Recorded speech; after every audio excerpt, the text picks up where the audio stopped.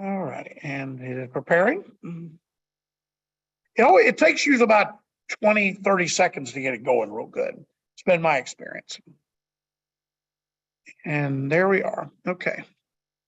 All right, we are back now with our afternoon session. I'm going to introduce to you Dave Birnbaum, K2LYV, who will be doing a program, and I'm going to share the screen here because he will need his presentation to work with you on introduction to the QDX transceiver. Now, how many of you have heard of the, oops, it's not coming back. How many of you have heard of the QCX transceiver? Well, this is the version for digital radio, and I don't know why it's not doing this. And no audio again. Oh, wait a minute, USB audio. Let's try that. Phone array, there we go. Okay, come on. Now it's being squirrely again. Okay, I still got, okay, yes. Yeah, we got audio here. I don't see a problem there. It's picking up fine there. So, Rush, you'll have a lot to edit out when this is all done. So, I'm not sure why it's not giving us control back. And let's see here. Don't understand this. We're going to stop sharing here for a moment. And now it's brought it back. So that's really, really weird. It's acting really strange this afternoon. And that's, no, I don't want to do that. Somebody else comes in, they can't get in here. All right. Let's see. Let's do this. Okay. Let me try screen sharing again. And let's see if it's actually going to keep us on here this time or not. No, it's still not. What's it not doing here? What's it doing?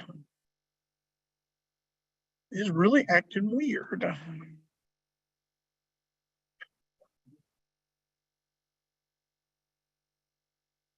And I'll share.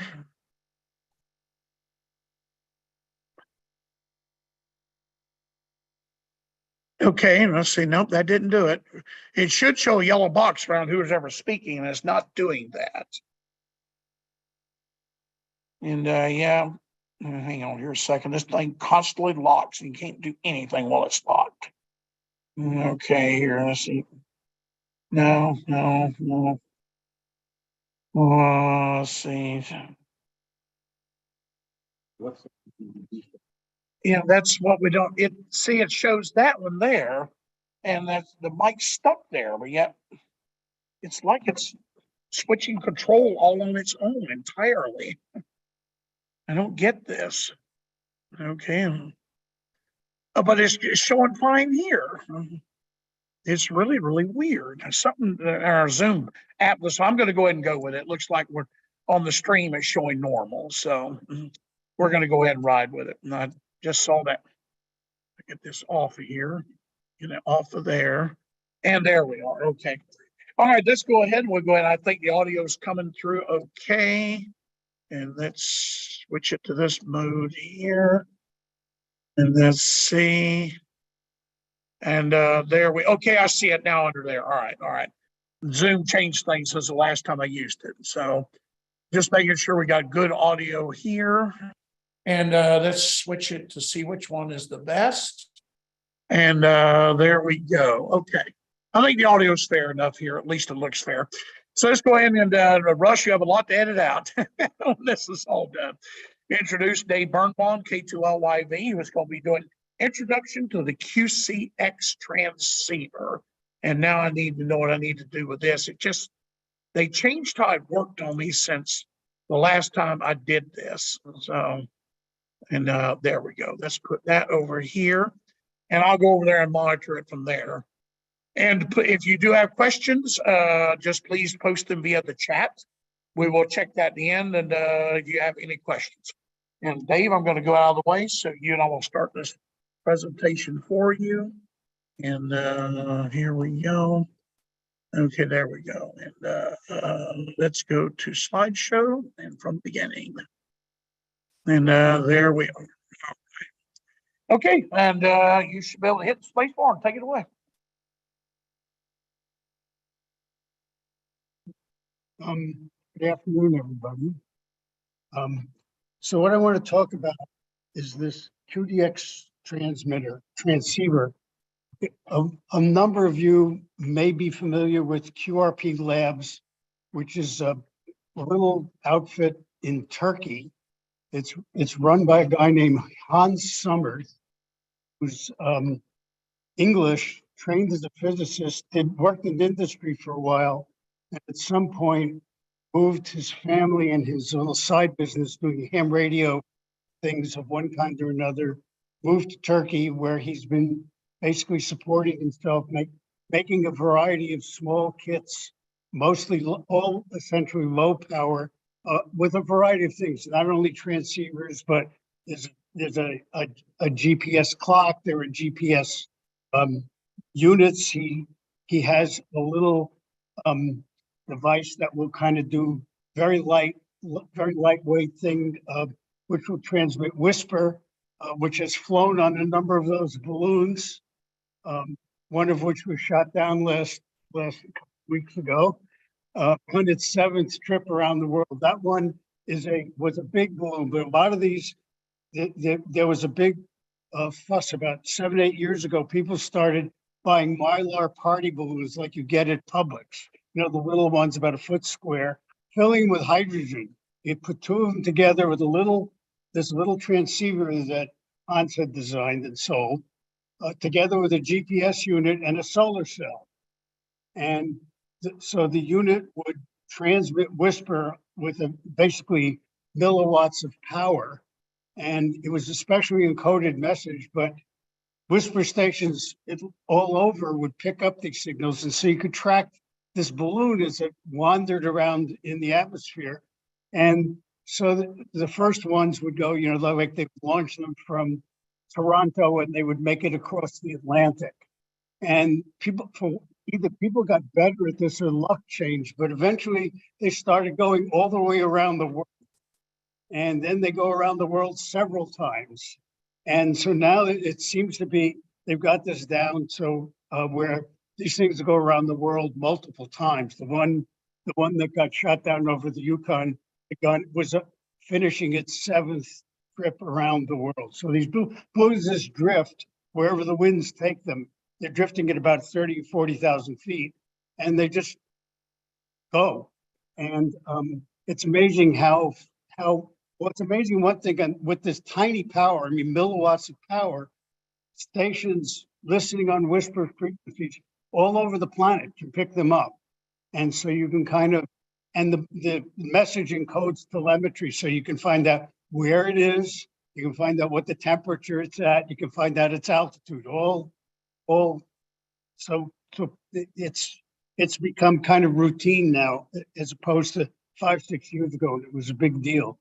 But anyway, I think probably about 6 or 7 years ago, Hans came out with a design called the QCX. The QCX was a 5-watt CW only single band transceiver. Your face. Okay. You bought the kit, you can build it for any band, basically 80, 40, 30, or 20. People would also try and use it on 17, 15, but because of the nature of the thing, the power would go down as you went up. But the QCX was a kit. It was all through-hole parts. It had a lot of features for a tiny little thing. It was all run by the same processor that's in an Arduino. It had Morse code keyer. It had frequency control. You could tune it in 1 hertz steps. It had a keyer. It had a decoder. You could decode CW, and it even had a built-in key. So this sold for about $45, and it caught on. And all of a sudden, thousands of people wanted to build these things. It became a problem for Hans to just keep the deliveries up. And anyway, during COVID, he was fooling around. He came up with a digital version of this. So this is the QDX. This is a small, I mean, when I small, it's in a box about this. I forgot to bring mine. It's in a box about this big, about 3 by 5 by about an inch high. It runs on 12 volts. It does a whole bunch of digital modes. I'll talk about which ones in a minute, but it does them 5 watts output on 80, 40, 30, and 20. 4 bands, and it does full digital output, and it's a transceiver. That is, it's a complete radio. What you get back, this thing looks just like your 7300. There's audio coming back from it. There's audio going to it. All the FT8 kind of stuff is done on this little tiny board.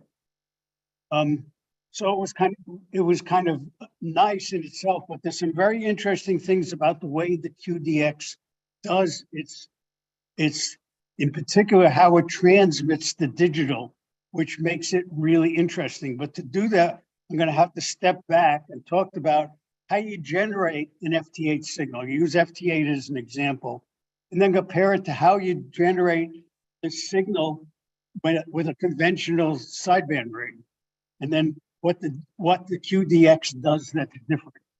So that's the reason it's interesting, because it gives you a really serious insight into what really is involved in sending frequency shift keying digital signals. So what is the QDX? It's a 5 watt digital transceiver, 4 bands, handles many but not all digital modes. It won't do PSK31, for example. It's small. It's I said about 3 by 5 by 1. It does both receive and transmit, and there is no IQ processing. It's all done on the transceiver. What goes back and forth is the same kind of audio that goes back and forth on any kind of commercial Kenwood, ICOM, whatever. So here's this block diagram. It's got the receive part is across the top. It's got a set of bandpass filters that are switched depending on the band. There's a fancy thing, quadrature sampling detector. That's what a lot of people call a halo detector. It's basically a switch that switches the input every quarter of a cycle. So you're getting samples of each cycle. You're getting samples at 0, 90, 180, and 270 degrees. So you get 4 samples per cycle at whatever frequency you're at. And so these are analog samples, and they're then, by adding the 0 and 180 and the 90 and 270, you're getting what they call the quadrature signal. You're getting an I and a Q signal, which you then just amplified. These are now in audio, amplified by audio, and then they're digitized. That's what the little backwards boxes are. That's the standard way of showing an A to D. That is, it's analog in, digital out. And that's picked up by a microprocessor, which will then do a whole bunch of stuff with the audio.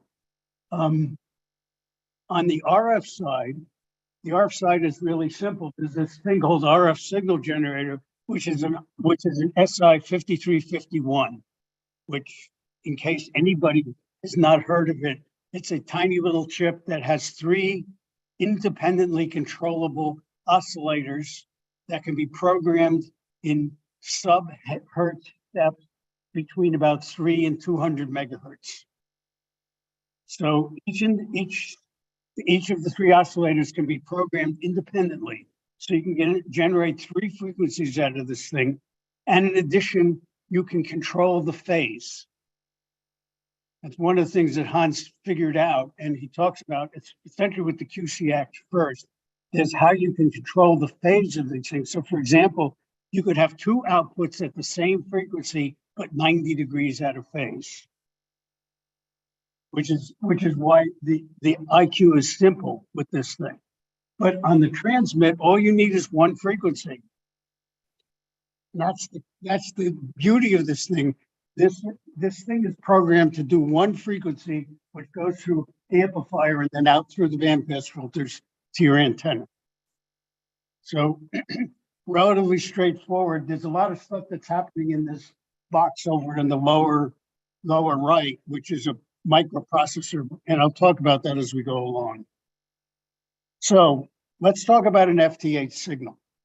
This is a good example of a digital signal. So you start with an FT8 signal, and the most common thing you want is your call, his call, and a grid square or signal report.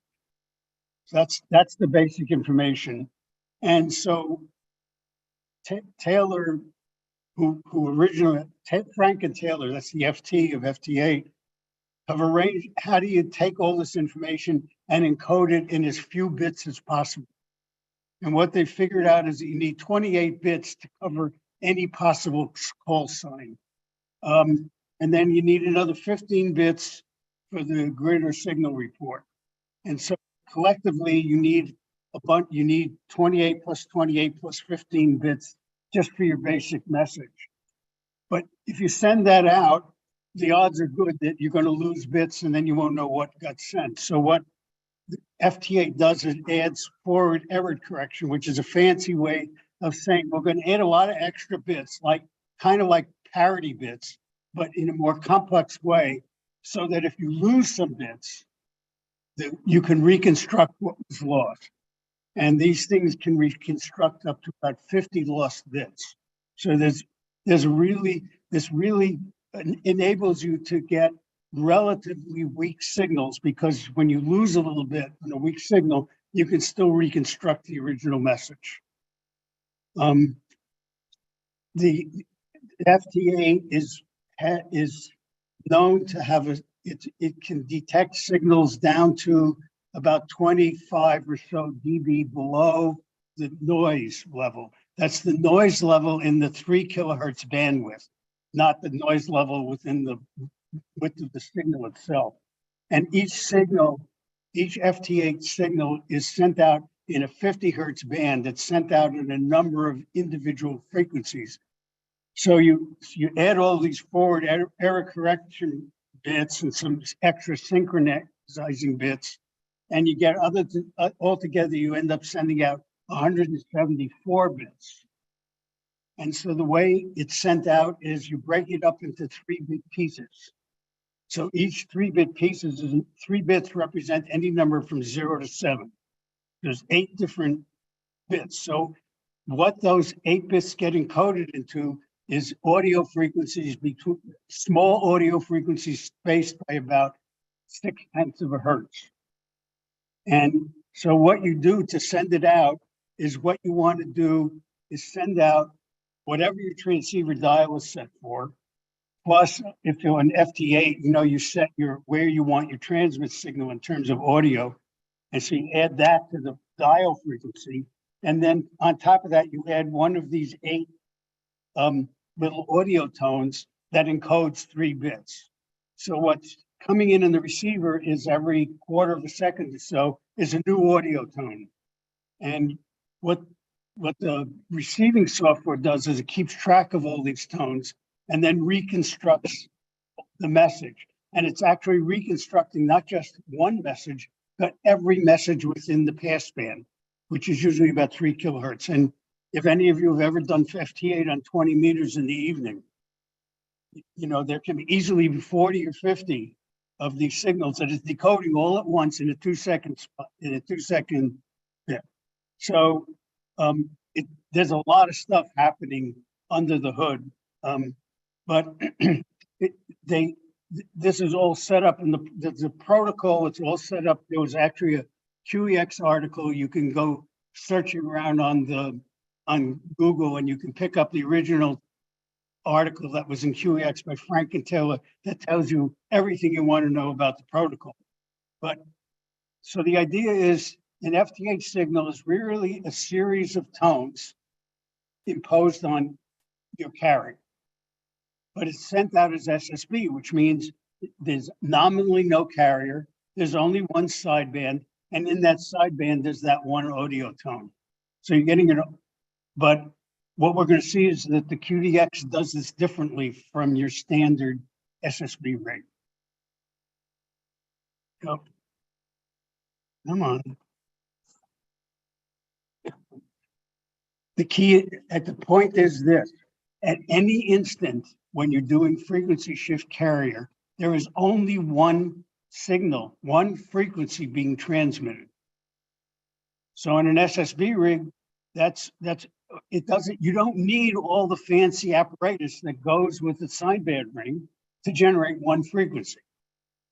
But since most of us are stuck with a transceiver, you end up sending out what you hope is one signal, but it's got a lot of other stuff with it.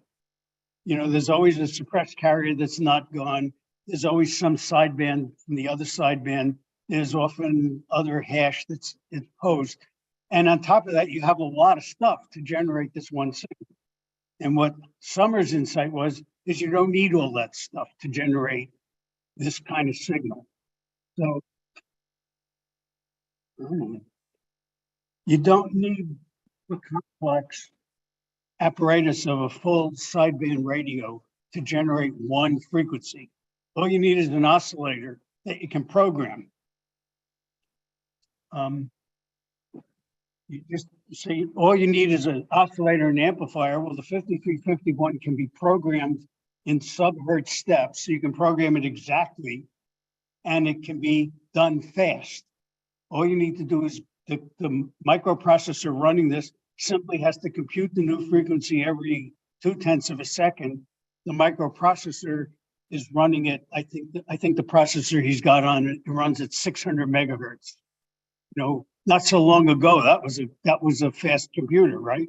It's in you know, go ask yourself what was in my laptop in 2005, and you'll find it was probably running about that.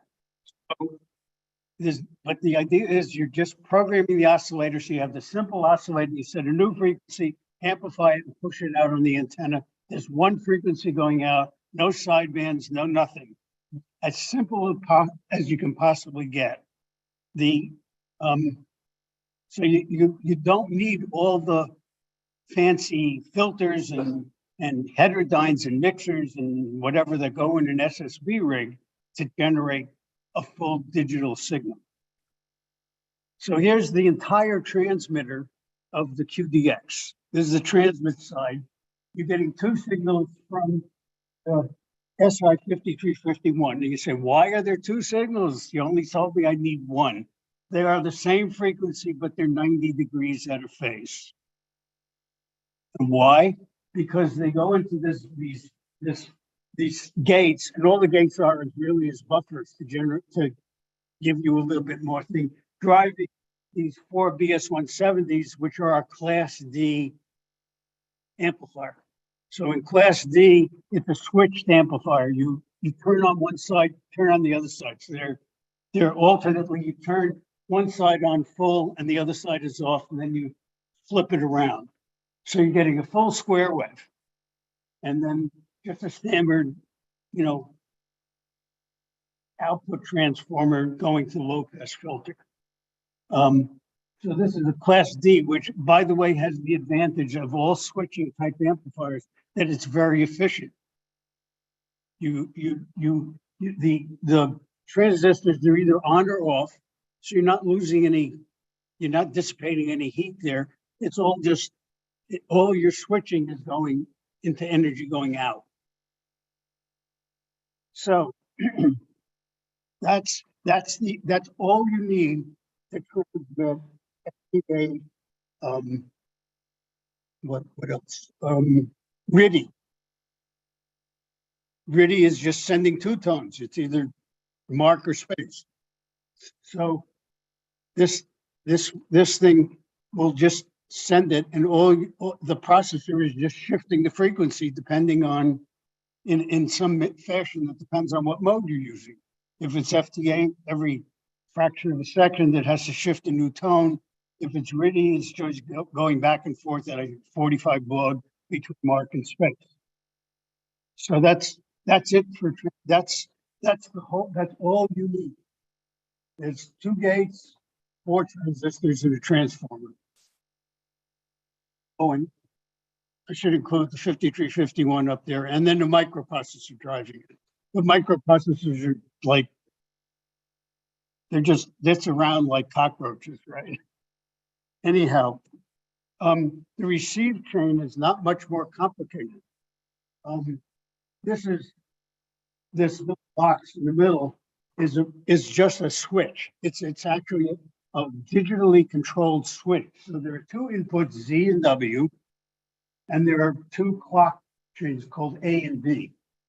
And depending on the combination, one of the Z will go to one of the 4 X outputs, and the W will go to the one of the 4 Y outputs. So there's, and depending on the 2 B bits can be some combination 0, 1, 2, or 3, and that switches the appropriate thing. So this thing samples the RF, which is coming here. It samples the RF 4 times a cycle. And then that goes, the output of that it's stored on these capacitors. So you charge up each capacitor every quarter of a cycle. And now everything after here is analog. Following this is just a couple of op amps amplifying the audio. That's all. So it's a relatively simple, easy to, as opposed to, you look at if you've ever looked at a schematic of a modern transceiver, you go, what are all these parts? You look and say, oh my God, what is all this? Except even now, even when you have one big block that says FPGA and there are like 5,000 lines going into it, and you don't know what's inside there, there's still a lot of parts around there, and you're just, what are these all doing? It takes a lot of time to look at a schematic and try and figure out what all these extra things are. This thing has 4 to transform a couple resistors in a chip. So, and it's quite sensitive. The QCX, I tell this story about the QCX, which has the same receiver.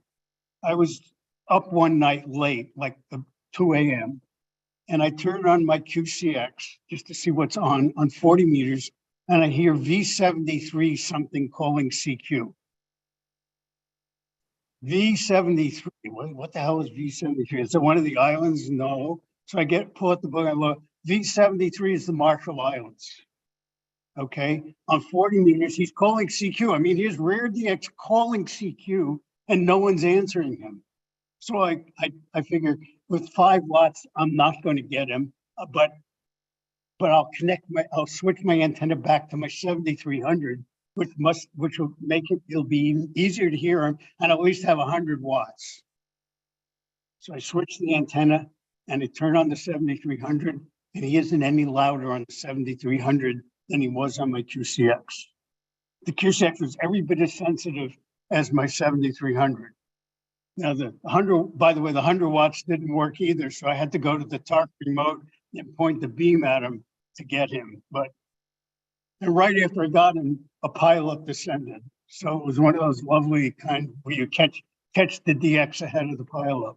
But the idea is these receivers, these quadrant or detector receivers, are actually very sensitive.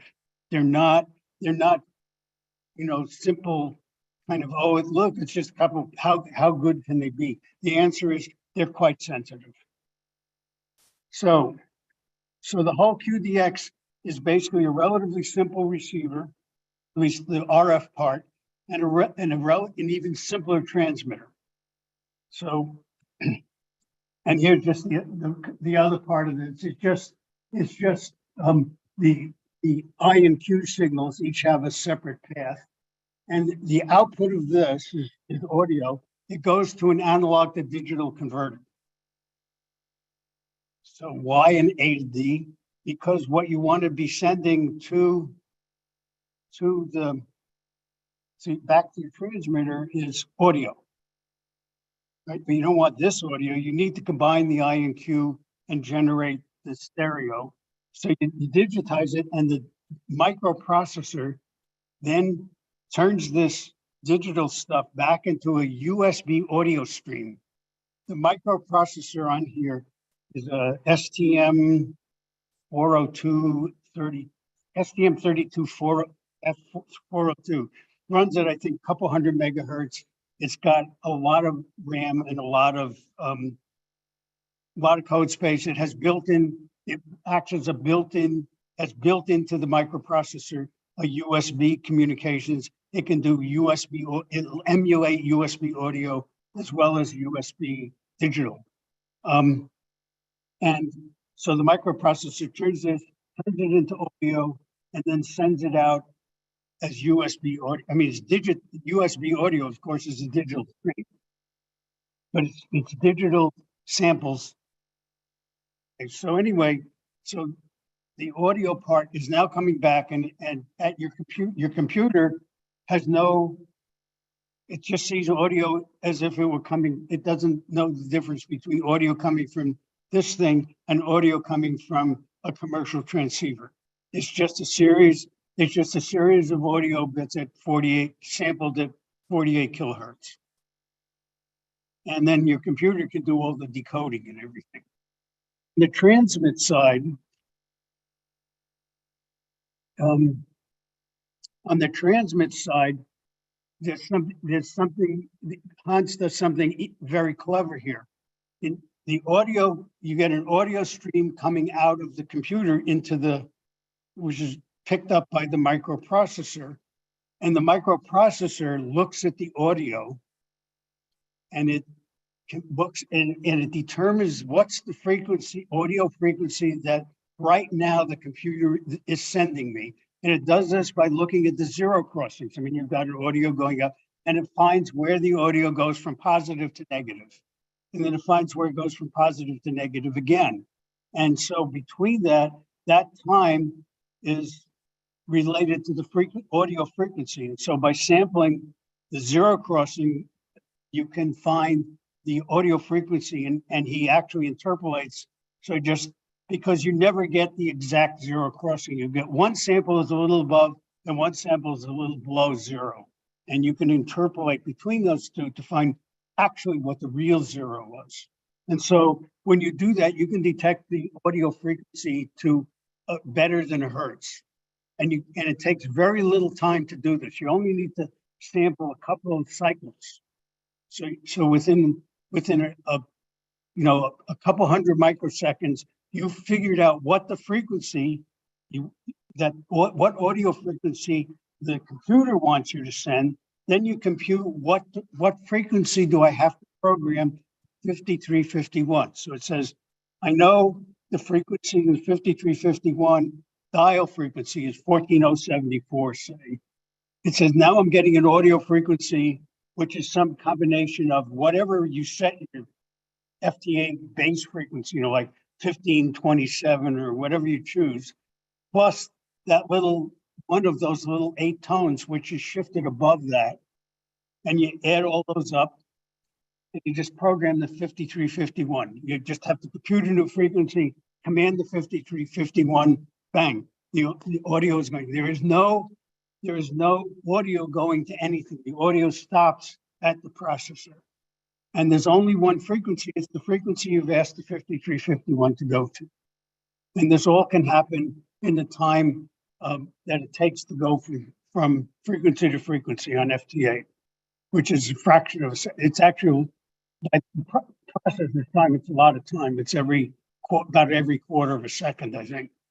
So the whole device the whole transceiver has relatively few parts because you don't need a lot of extra stuff compared to a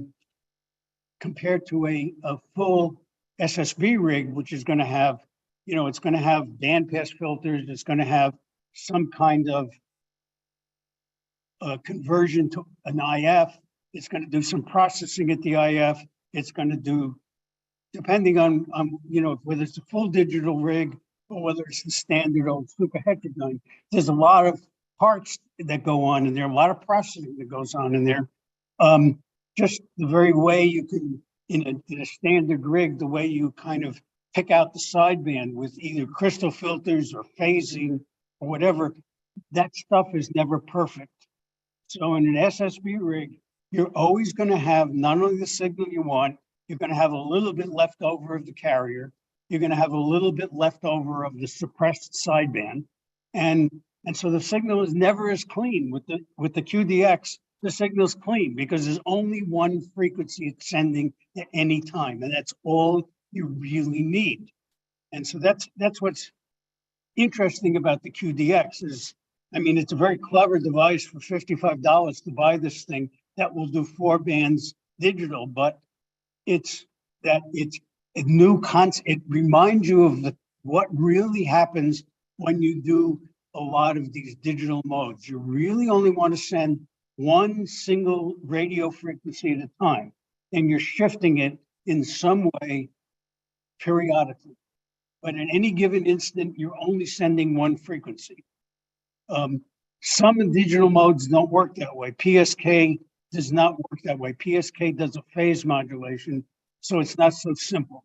But if you look down that list of all those odd digital modes that FL Digi will let you use, a lot of them use just plain frequency shift keying. That is where you just send the multiple frequencies, which you shift one from between periodically. So that's all I have here. I wonder, there are probably questions people have. Yeah. Got one day.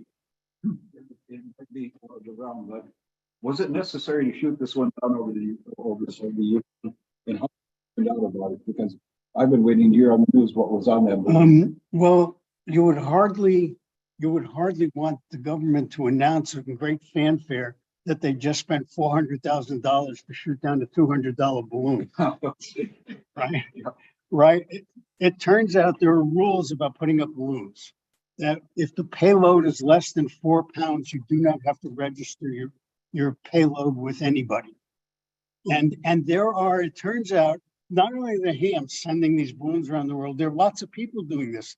There are people who send up weather balloons all the time. There are amateur meteorologists who will send, you can send up, you don't have to send up these big 6-foot balloons that the Weather Service does over in Ruskin. You can send up little balloons that,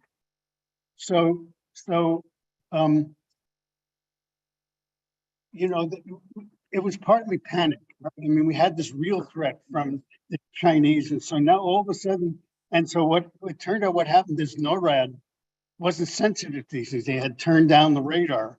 So when they saw this thing, and the way, how did they see it? People would say, "What the hell is that up there?" Right? I mean, you could see it, right? And so there was this, so they retuned to be more sensitive to things like balloons. And then all of a sudden they discovered there's a lot of stuff up there, right? And so there was a little panic, and they started shooting all this stuff down. Now, some of it was probably real. I think the one they shot down off Alaska was also some kind of something. We don't know because they couldn't find but we also know that they couldn't see the one they shot down over the Yukon. Remember, this thing was only a couple Mylar balloons, right? Yeah. And they couldn't see it. And it so happens that the people who fly these balloons keep track of them. And so they knew this balloon has gone around 7 times, and they knew because the thing depends on solar cell. It runs on the solar cell. There's no batteries. So it has to wait until the sun lights up and gets enough charge. And this thing was up in the Arctic in the winter. So it doesn't get a lot of sunlight. So they had gotten a report from it off the coast of Alaska. And they knew roughly where it was going. I mean, after it's been going around a while, you know more or less where it's going to go for a week. And so they knew it was roughly somewhere over the Yukon, but they hadn't gotten a report because it just hadn't gotten enough light to. And so they knew it was roughly about where it got shot down. And so the conclusion, I mean, it was on some of the ham groups that, yeah, that this almost likely was this particular ham balloon that got. Okay. Now, this QDX, like anything, is it's not perfect. It's a great little device, but the QDX and its buddy, the QCX, have a problem. And a lot of people, if I can get back, how do I get back to my slides? What's their screen again? Okay, This, yeah, here I go. there it is. Okay, click that and click share. Okay, you're sharing now.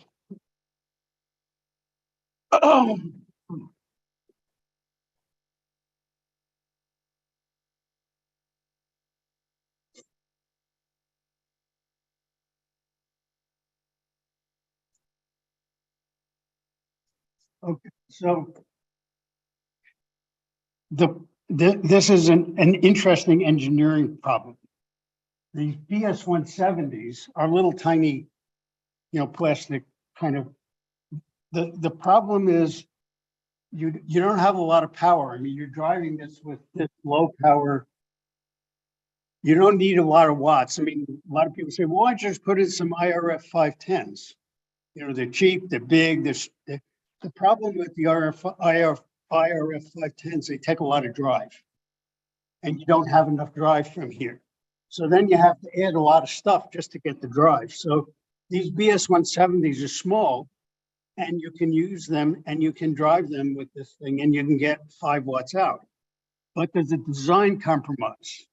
All engineering, this is from a commercial engineering point of view, I would have never, ever put a BS-170 in a rig like that. And there's a reason. The BS-170 has a breakdown voltage at 60 volts.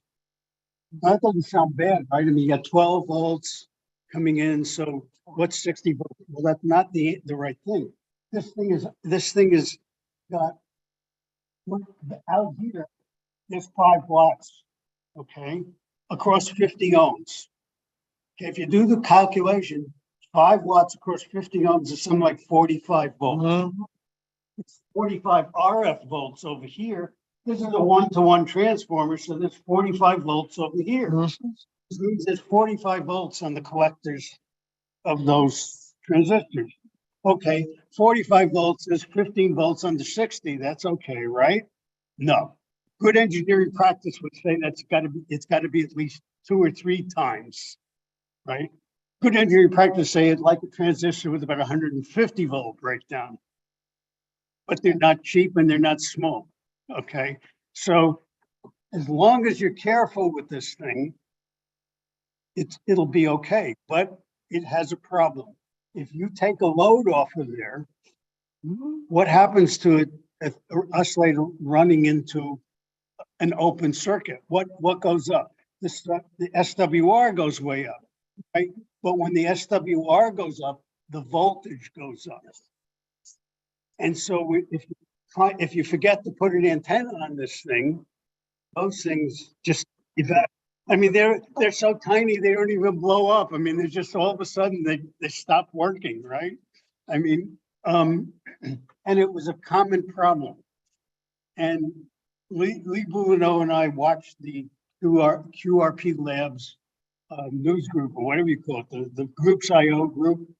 And there are a lot of people on that group. And it's a problem we find is that there are a lot of people who say, oh, this is a God thing, I got to build one too. And they build it, but they don't have the background to debug it. And they don't have the background to really quite understand it. So they're worried, oh my God, I'm only getting 4 watts out. I better crank up the voltage. Now, first of all, ask yourself, if you're getting 5 watts and a guy over there in Bulgaria is sending you a -12 report and you cut it to 3 watts, he's going to go to a -13, right? It's not going to kill you anyway. But what happens is when you go from 5 volts to 3 volts, the voltages go down and it's a lot safer. But there are a lot of people will go, oh no, I can't.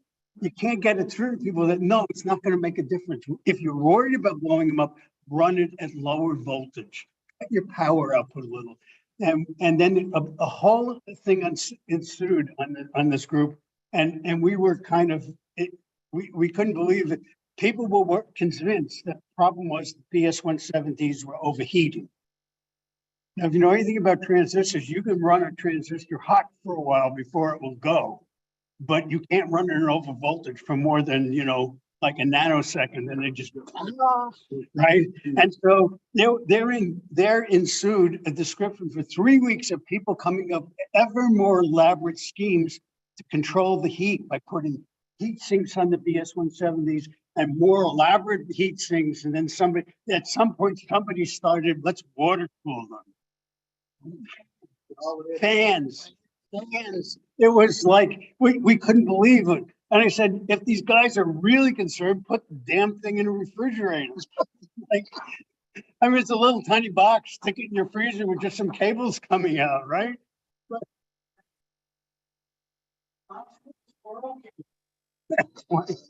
and, and, you know, we're watching, we and I are watching this, and we realize there's a problem on a lot of these groups is that people don't have the background to understand when they build something, how to fix it if it doesn't work. And what you can do to kind of make things better. So not only do they not understand how to fix it, but they can't always tell between the guy who says, let's put heat sinks on the transistors, as opposed to somebody who says, turn down the power. And there are some people in that group, like Gordon mentioned, like Allison Parent. Allison had a very long, successful career as an RF design engineer. And when Allison tells you something, that's it. Right? I mean, she just knows. But when you don't know anything, you can't tell the advice from somebody who's really telling you the definitive answer as opposed to somebody who has an opinion. And I'm finding this personally, a lot of these groups, it gets very frustrating to listen to this kind of, but anyhow. Most of them had the problem, do not even own the antenna analyzer. They had no idea that they were putting this thing to it. Mhm. You know, just threw up a piece of wire, they measured it, they thought it was fine, and off they went, and they blew every one of the things out. That's the word man. They don't realize that they think that a 1-to-1 SWR means just about them. Yeah, and that's not always knowledge. They always are not blinding each other. Currents or excessive and in a way, you end up in a world of hurt. And with something like this, where you don't have a lot of wiggle room, you can easily exceed the voltage ratings of the 170. And I don't understand how big a heat sink, pearl gauge, or you put it in cryo heat on that. You got punch all the way to area. Yep. Between the gate and the drain, the source, and Yeah. are done. Right, you blow out the gate. You blow your thing, you're done. Anyhow, that's something we're doing. It shows up here, but I think, you know, you can see in a lot of things that people are building stuff and they don't know how to, if it doesn't work, they don't know how to fix it. They don't even know how to trace down the how you go about tracing down, let alone having the tools like an antenna analyzer, like a voltmeter, like an oscilloscope. I mean, okay. Question on Zoom? Not have the final search. To even take an automatic tuner. They stand up to an No. automatic tuner. No, give me the SWR. Too much coming back. You cannot use an automatic tuner on a non-commercial. Yeah, the kind of tuning I've been looking at this, the kind of tuning you want to get for QRP rig is one of these tuners where you switch, you switch so the antenna and the transmitter are connected across a bridge, but basically a Wheatstone bridge. where the antenna is one arm of the bridge, and there's a little LED as the indicator. And what you do is you can now tune this thing. So regardless of what's going on, the rig is always seeing 50 ohms. And you just tune it until the LED goes out, which means that the bridge is balanced. Yeah, they're all the same thing. It's a bridge so that the rig sees basically a reasonable load, and yet you can tune it without worrying about damaging the rig. And this is not just the QCX. All these, as you say, all these QRP rigs, they all have this compromise. Anything that's not costing you $700,000. Finals protection. If you want to get an idea, go get out the schematic of your transceiver and look around the final section, and you look at all this circuitry around there. It's not just the two transistors and some transformers. There's all sorts of circuitry around there, and all that it's trying to do is say, because those transistors in your final do have a breakdown voltage, just like these. It's higher, but it can be exceeded, and all this circuitry is designed to do is to basically say, before it gets to the breakdown voltage, I'm going to shut down the drive. Let's reduce the voltage. So, and that's what you're paying for in those things. Okay. Well, thank you. Question on Zoom? It's an eye opener to cheap transceiver design for sure.